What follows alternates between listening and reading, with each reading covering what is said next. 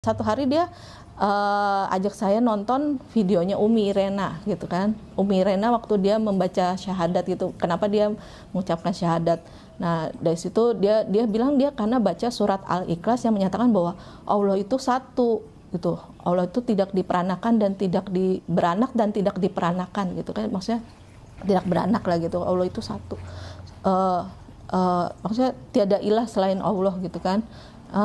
Makanya lah, jadi terus dari situ saya mulai berpikir tuh, lah selama ini siapa yang saya sembah ya gitu kan.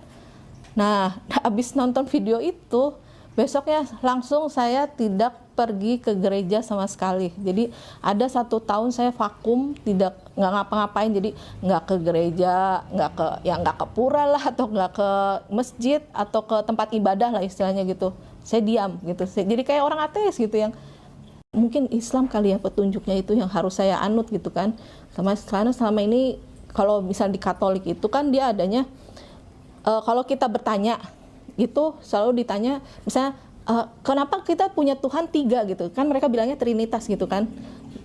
Pasturnya atau romonya itu pasti akan bilang cuman ya udah kamu imani saja gitu loh, karena itu di luar akal manusia, kamu nggak bisa berpikir. Tapi kalau di Islam itu kalau kamu bertanya, kalau saya sendiri saya bertanya itu pasti ada jawabannya gitu.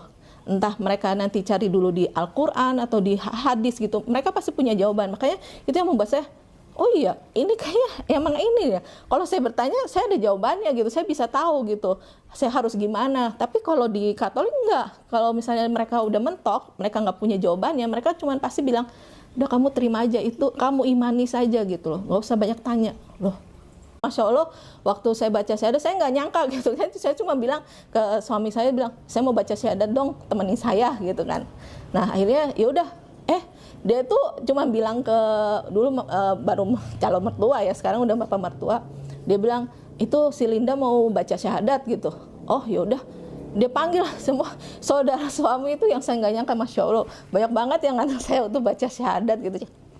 Oh di Islam tuh begini ya, maksudnya welcome banget itu untuk orang yang masuk Islam gitu kan, apalagi orang baru gitu yang kalau mereka bilang kalau itu kita mulai dari nol lagi ya, kalau orang dalam mualaf itu kan putih nih kamu gitu kan.